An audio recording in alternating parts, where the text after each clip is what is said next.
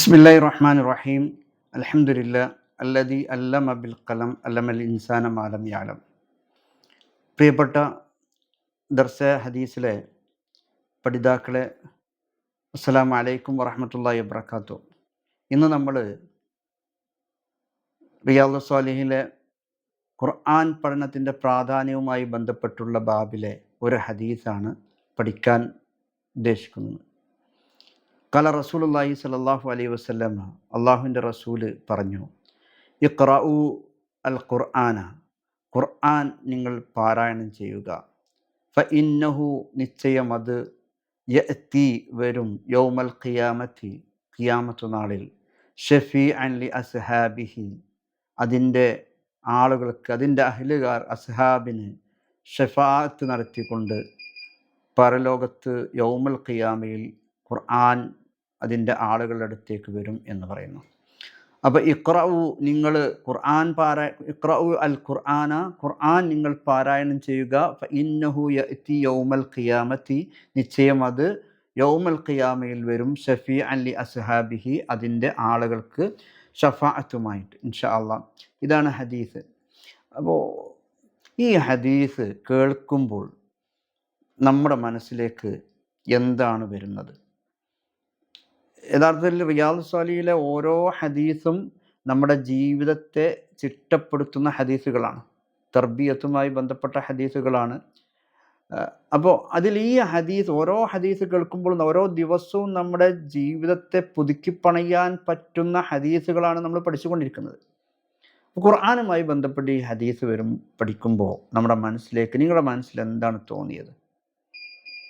ഒന്നാമതായി നമ്മുടെ മനസ്സിൽ തോന്നേണ്ട കാര്യം, ആ ഷഫാഅത്ത് എനിക്ക് ലഭിക്കുമോ എന്നുള്ളതാണ്.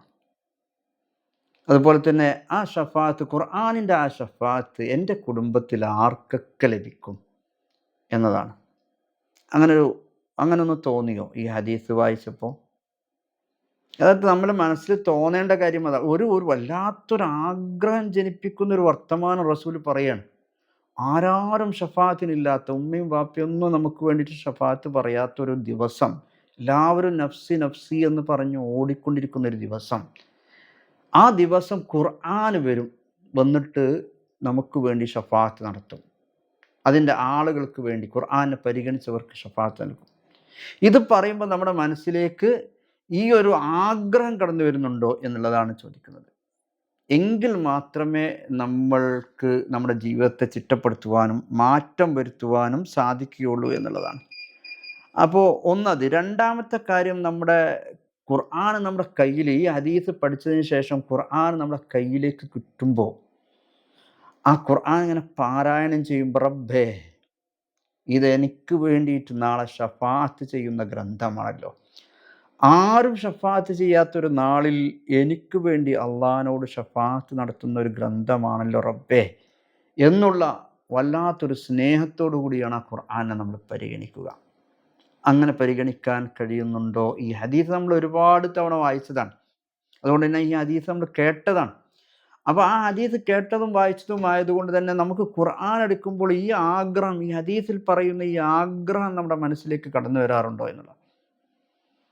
അപ്പോൾ ഇതിനെ പരിഗണിച്ചാൽ, ഇനി ഈ ഖുർആനെ പരിഗണിച്ചാൽ ഒന്ന് നമുക്ക് ഷഫാഅത്ത് ലഭിക്കുമെന്ന് പറഞ്ഞു.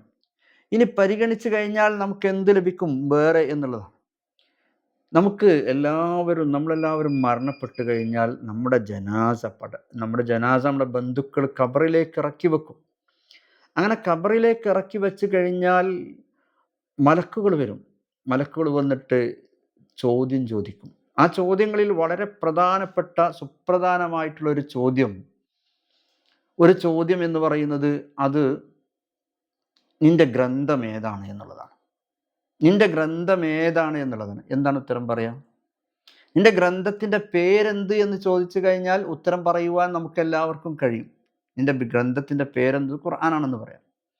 പക്ഷെ നിന്റെ ജീവിതത്തെ നിയന്ത്രിച്ചിരുന്ന, വഴി കാണിച്ചിരുന്ന വേദവാക്യങ്ങൾ ഏതാണ്, വേദഗ്രന്ഥം ഏതാണെന്ന് ചോദിച്ചാൽ നമുക്ക് പറയാൻ കഴിയുമോ? അതും നമുക്ക് ആലോചിക്കേണ്ട ഒരു കാര്യമാണ്. ഖബറിൽ ഒറ്റയ്ക്ക് കിടക്കുന്ന ഒരു ജീവിതം, ആരാരും ഇല്ലാത്തൊരു സമയം. ആ സമയത്ത് ഇങ്ങനൊരു ചോദ്യം ചോദിക്കുമ്പോൾ ആ ചോദ്യത്തിന് ഉത്തരം പറഞ്ഞു കഴിഞ്ഞാൽ എൻ്റെ ഖബർ വിശാലമാകും. എനിക്ക് ആ ചോദ്യങ്ങൾക്കെല്ലാം ഉത്തരം പറഞ്ഞ ഒരാളെ സംബന്ധിച്ചിടത്തോളം സ്വർഗത്തിൽ നിന്നൊരു കവാടം അവർക്ക് തുറന്നു കൊടുക്കുമെന്നൊക്കെയാണ് റസൂൽ പറഞ്ഞിട്ടുള്ളത്. അപ്പോൾ സ്വർഗത്തിൽ നിന്നൊരു നല്ല മനുഷ്യർക്ക്, നല്ല ആത്മാക്കൾക്ക്, ഈ ഉത്തരം കഴിയുന്ന ആളുകളാണ് നല്ല ആത്മാക്കൾ. ആ നല്ല ആത്മാക്കൾക്ക്, നല്ല മനുഷ്യർക്ക് ഖബറിലേക്ക് സ്വർഗത്തിൽ നിന്നൊരു കവാടം തുറന്നു കൊടുക്കുമെന്നാണ്. അത് എനിക്ക് ഉത്തരം പറയാൻ കഴിയുമോ? എങ്ങനെ കഴിയുക? നമ്മളൊന്ന് ആലോചിച്ച് നോക്കൂ. എങ്ങനെയാണ് കഴിയുക? നമ്മളൊരു ആവർത്തി ആ ഖുർആന് എനിക്കറിയുന്ന ഭാഷയിലൊന്ന് പഠിക്കാൻ ശ്രമിച്ചിട്ടുണ്ടോ? ഒരു തവണ പോലും പഠിക്കാൻ ശ്രമിക്കാതെ എനിക്കെങ്ങനെയാണ് എൻ്റെ ഗ്രന്ഥം ഖുർആനായിരുന്നു എന്ന് പറയാൻ കഴിയുക? ആ സമയം, ആ സന്ദർഭം നമുക്കറിയാം. നാവ് സംസാരിക്കാൻ കഴിയാത്ത ദിനങ്ങളാണ് വരാൻ പോകുന്നത്. കൈകാലുകളാണ് സംസാരിക്കുക എന്നുള്ളതാണ്. അപ്പോൾ കൈ സംസാരിക്കുകയും കാല് സാക്ഷി പറയുകയൊക്കെ ചെയ്യുന്ന ഒരു നാളുകളാണ് വരാൻ പോകുന്നത്. ആ സമയങ്ങളിൽ നമുക്ക് എങ്ങനെ പറയാൻ കഴിയും എൻ്റെ ഗ്രന്ഥം ഖുർആനായിരുന്നു എന്ന്? അപ്പോൾ ആ ഗ്രന്ഥത്തെ ഈ ജീവിതകാലത്ത് പരിഗണിച്ചു കഴിഞ്ഞാൽ, പഠിച്ചു കഴിഞ്ഞാൽ, നാളെ ഖബറിലേക്ക് ഇറക്കി വെച്ചാൽ ബർസക്കിയായ നാളും വളരെ മനോഹരമായി മാറും. അതിനുത്തരം പറയാൻ കഴിയുമെന്നുള്ളതാണ്. അതാണ് രണ്ടാമതായിട്ട് നമുക്ക് മനസ്സിലാക്കേണ്ട ഒരു കാര്യം. അപ്പോൾ അതുകൊണ്ട് ലഭിക്കുന്ന ഒരു കാര്യമായിട്ട് നമുക്ക് പറയാം, ഒരാവർത്തി പോലും വായിച്ചിട്ടില്ലെങ്കിൽ പിന്നെ നമുക്കതിന് ഉത്തരം പറയാൻ കഴിയില്ല. അപ്പോൾ നമ്മൾ പിന്നെ ആലോചിക്കേണ്ട ഒരു കാര്യം, അള്ളാഹുവിൻ്റെ മലക്കുകൾ ഈ ചോദ്യം ചോദിക്കുമ്പോൾ നമ്മൾ അവരോട് എന്ത് ഉദറാണ് പറയുക?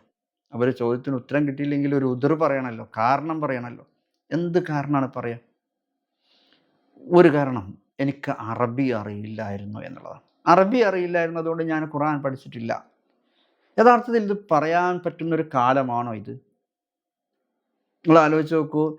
അറബി അറിയാത്തൊരാൾക്ക്, അത് അറബി വായിക്കാൻ കഴിയാത്തൊരാൾക്ക് കേൾപ്പിച്ചു കൊടുക്കുന്ന, പഠിപ്പിച്ചു കൊടുക്കുന്ന സംവിധാനങ്ങൾ ഓൺലൈനായിട്ടും ഓഫ്ലൈനായിട്ടും ഒരുപാടുണ്ട്.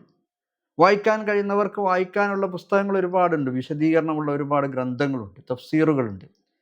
ഇനി അതൊന്നും കഴിയില്ല, കേൾവിയും കാഴ്ചയുമില്ല, അഥവാ കേൾക്കാനും കഴിയുന്നില്ല, കണ്ടു വായിക്കാനും കഴിയുന്നില്ല, അങ്ങനെയുള്ളവർക്ക് തൊട്ട് വായിക്കുവാനും പഠിക്കുവാനും കഴിയുന്ന, അന്ധരായിട്ടുള്ള ആളുകൾക്ക് പഠിക്കാൻ കഴിയുന്ന സംവിധാനമുണ്ട്.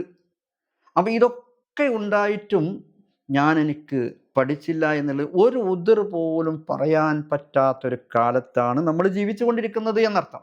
ഒരു ഉദർ പോലും പറയാൻ കഴിയാത്ത.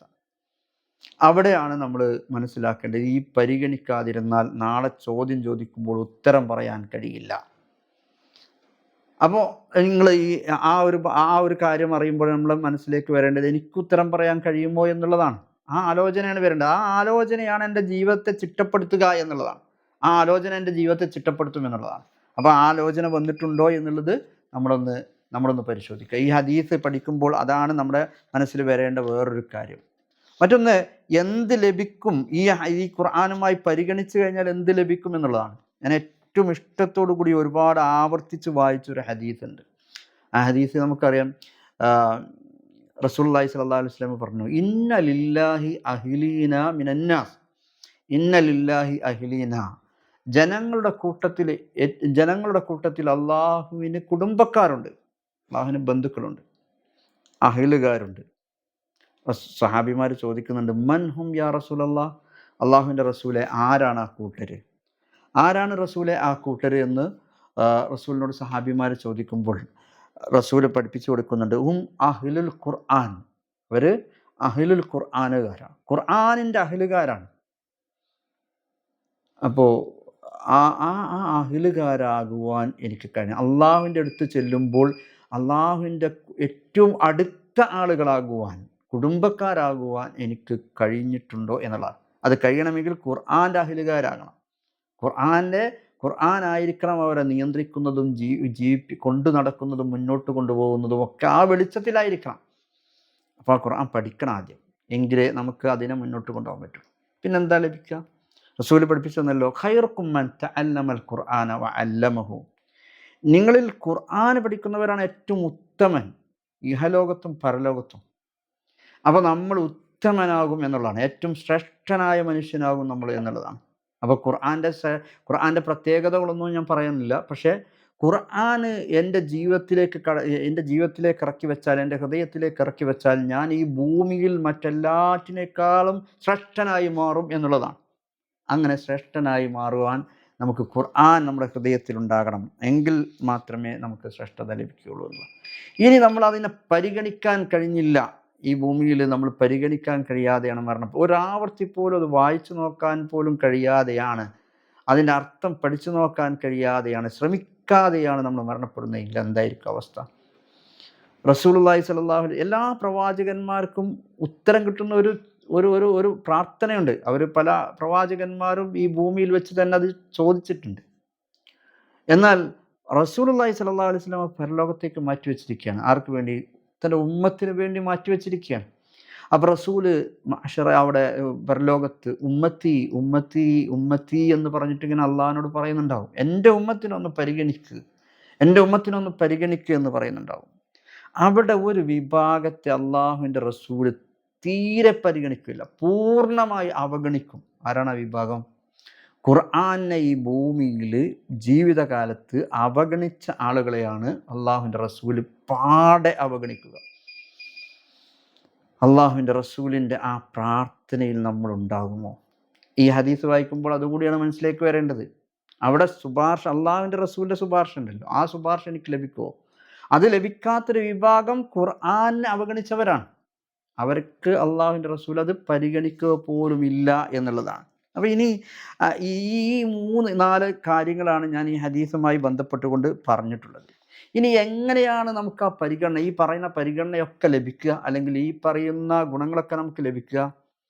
അള്ളാഹുവിൻ്റെ റസൂല് എങ്ങനെയാണോ ഖുർആൻ പഠിച്ചത് അതേപോലെ ആയിരിക്കണം. ഖുർആൻ എങ്ങനെയാണോ പഠിച്ചിരുന്നത് വായിച്ചിരുന്നത് അതേപോലെ വായിക്കുകയും പഠിക്കുകയും ചെയ്യണം. എങ്ങനെയാണത്? റസൂലുള്ളാഹി സ്വല്ലല്ലാഹു അലൈഹി വസല്ലമയുടെ സ്വഭാവത്തെക്കുറിച്ച് തന്നെ ആയിഷ ബീവി പറയുന്നുണ്ട്, ലക്കാന ഖുൽഖുഹു അൽ ഖുർആൻ. റസൂലിൻ്റെ സ്വഭാവം ഖുർആനായിരുന്നു എന്നുള്ളതാണ്. അപ്പം അത് എൻ്റെ സ്വഭാവം ഖുർആനാക്കുക, ഖുർആൻ എൻ്റെ സ്വഭാവമാക്കി മാറ്റുമ്പോഴാണ് എനിക്ക് അതിൻ്റെ പരിഗണന ലഭിക്കുകയുള്ളൂ. ഈ പറഞ്ഞിട്ടുള്ള കാര്യങ്ങൾ, ഷഫാഅത്ത്, ഉത്തരം പറയാൻ കഴിയുക ഖബറിൽ, അള്ളാഹുവിൻ്റെ റസൂലിൻ്റെ ഷഫാഅത്ത്, ഇതൊക്കെ ലഭിക്കണമെങ്കിൽ എൻ്റെ സ്വഭാവം തന്നെ ഖുർആനായി മാറണം എന്നുള്ളതാണ്. അവിടെ നമ്മൾ ആലോചിക്കേണ്ട കാര്യം, അള്ളാഹുവിൻ്റെ റസൂല് ഖുർആൻ പാരായണം ചെയ്യുന്ന പോലെയാണോ നമ്മൾ ഖുർആൻ പാരായണം ചെയ്തിട്ടുള്ളത്? എപ്പോഴെങ്കിലും, എത്ര നാളായി എൻ്റെ കണ്ണൊന്ന് നനഞ്ഞു പോയിട്ട് ഖുർആൻ കേട്ടിട്ട്, അല്ലെങ്കിൽ ഖുർആൻ പാരായണം ചെയ്തിട്ട് മനസ്സൊന്ന് ഇടറിപ്പോയിട്ടുള്ളത്, അല്ലെങ്കിൽ മനസ്സൊന്ന് വല്ലാതെ വിഷമിച്ച് കണ്ണുനീര് വന്നിട്ടുള്ളത് എപ്പോഴാണ്? എത്ര നാളായി? ഒന്ന് ആലോചിച്ച് നോക്കുക. ഖുർആൻ കേട്ടിട്ട് കരഞ്ഞിട്ട് എത്ര നാളായി? അള്ളാഹുവിൻ്റെ റസൂലിനോട് അബൂബക്കർ റളിയല്ലാഹുവിനെ ചോദിക്കുന്ന ഒരു ചോദ്യമുണ്ട്, അള്ളാഹുവിൻ്റെ റസൂലെ, എങ്ങനെയാണ് ഇത്ര പെട്ടെന്ന് അങ്ങയുടെ തലമുടി നരച്ചു പോയത് എന്നുള്ളതാണ് ചോദ്യം. റസൂല് പറഞ്ഞ മറുപടി, ഷയ്യബ്തനി ഹൂദൻ വൽ വാഖിയാത്തി വൽ മുർസലാത്തി ഉർഫ വഅമ്മ യതസാഅലൂൻ. ഈ സൂറത്തുകൾ ഇറങ്ങിയതിന് ശേഷമാണ്, പാരായണം ചെയ്യാൻ തുടങ്ങിയതിന് ശേഷമാണ് എൻ്റെ തലമുടി നരച്ചു പോയത് എന്നാണ് റസൂൽ പറഞ്ഞത്. സൂറത്തുൽ ഹൂദ്, അതുപോലെ തന്നെ വാഖിയ, അതുപോലെ തന്നെ സൂറത്തുൽ നബ, ഇതൊക്കെ ഇറങ്ങിയതിന് ശേഷമാണ് എൻ്റെ തലമുടി നരച്ചു പോയത് എന്നുള്ള. അത്രയും, അതാണല്ലോ ഉദയം പിടക്കും എന്നുള്ളതാണ് ഖുർആൻ പഠിക്കുന്ന പറഞ്ഞിട്ടുള്ളത്. അങ്ങനെയൊരു ഉദയം പിടക്കൽ നമ്മുടെ ഖുർആൻ പാരായണത്തിൽ ഉണ്ടായിട്ടുണ്ടോ? അല്ലെങ്കിൽ നമ്മുടെ ഖുർആൻ പാരായണത്തിൽ നമ്മൾ വൈകാരികമായ നിമിഷങ്ങൾ ഉണ്ടായിട്ടുണ്ടോ എന്നുള്ളതാണ്. ഉണ്ട് എങ്കിലാണ് ഞാൻ നേരത്തെ ഹദീസിൽ പറഞ്ഞ കാര്യങ്ങൾ നമുക്ക് ലഭിക്കുക. ഖുർആന് അവിടെ നമുക്ക് വേണ്ടി പരലോകത്തെ ഷഫാഅത്ത് നടത്തുക. അപ്പോൾ നമ്മുടെ ജീവിതത്തിലേക്ക് കൊണ്ടുവരാൻ ശ്രമിക്കുക. അതുപോലെ തന്നെ ഖുർആൻ അനുകൂലമായി സാക്ഷി പറയുന്നവരുടെ കൂട്ടത്തിൽ ഉൾപ്പെടുവാൻ വേണ്ടി ശ്രമിക്കുക. അള്ളാഹു നമുക്ക് അതിന് തൗഫീക്ക് നൽകി അനുഗ്രഹിക്കുമാറാകട്ടെ. പഠിച്ചവനെ, ഖുർആൻ വഴി കാണിക്കുന്നവരുടെ വിഭാഗത്തിൽ നമ്മളെയും ഉൾപ്പെടുത്തണമേ നാഥ. അള്ളാഹുവെ, അഹ്ലുൽ ഖുർആനായിട്ട്, അള്ളാഹുവിൻ്റെ കുടുംബക്കാരായിട്ട് മാറുന്നവരുടെ കൂട്ടത്തിൽ ഞങ്ങളെ ഇനി ഉൾപ്പെടുത്തി അനുഗ്രഹിക്കണമേ നാഥ. പടച്ചവനെ, അള്ളാഹുവെ, നാളെ ഖുർആൻ പ്രതികൂലമായി സാക്ഷിയാകുന്നവരുടെ വിഭാഗത്തിൽ നിന്ന് ഞങ്ങളെ നീ രക്ഷപ്പെടുത്തണമേ റബ്ബേ. അള്ളാഹുവെ, ഖുർആൻ പഠിക്കുവാനുള്ള എല്ലാ സംവിധാനങ്ങളും ഉള്ളൊരു കാലത്താണ് ജീവിക്കുന്നത്. അതിന് ഞങ്ങളെ മനസ്സിനെ നീ പ്രേരിപ്പിക്കണമേ, പാകപ്പെടുത്തണമേ റബ്ബേ. അള്ളാഹുവെ, ഞങ്ങളിൽ നിന്ന് വന്നുപോയ തെറ്റുകൾ നീ പുറത്തു തരണേ റബ്ബേ. പടച്ചവനെ, ഞങ്ങളിൽ നിന്ന് മരണപ്പെട്ടു പോയ ഞങ്ങളുടെ മാതാപിതാക്കൾ, ഉമ്മ, ഉപ്പ, അവർക്കെല്ലാവർക്കും നീ മഅഫിറത്തും മർഹമത്തും നൽകണമേ നാഥ.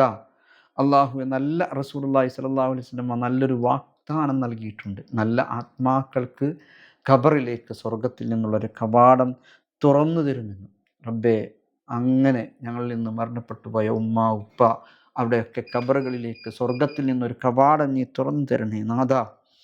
അള്ളാഹുവെ, അവരുടെ ഖബറുകളിലേക്ക് നീ സ്വർഗത്തിൽ നിന്നൊരു കവാടം തുറന്നു കൊടുക്കണമേ നാഥ. اللهم اجعل قبورهم روضة من رياض الجنة. اللهم افتح لهم بابا من الجنة. اللهم اشرب لهم شربة من الجنة. اللهم زدنا علما نافعا وعملا متقبلا ورزقا حلالا طيبا. اللهم اغفر لنا ذنوبنا وكفر عنا سيئاتنا وتوفنا مع الأبرار. اللهم اجرنا من النار. اللهم ادخلنا في جنتك الفردوس. اللهم ثبت أقدامنا في دينك. اللهم ثبت قلوبنا في دينك. اللهم ثبت قلوبنا في دينك. اللهم يسر أمورنا ووسع قلوبنا. اللهم ربنا آتنا في الدنيا حسنة وفي الآخرة حسنة وقنا عذاب النار. ربنا تقبل منا دعاءنا وقيامنا وصلاتنا وصيامنا. آمين آمين برحمتك يا أرحم الراحمين. السلام عليكم ورحمة الله.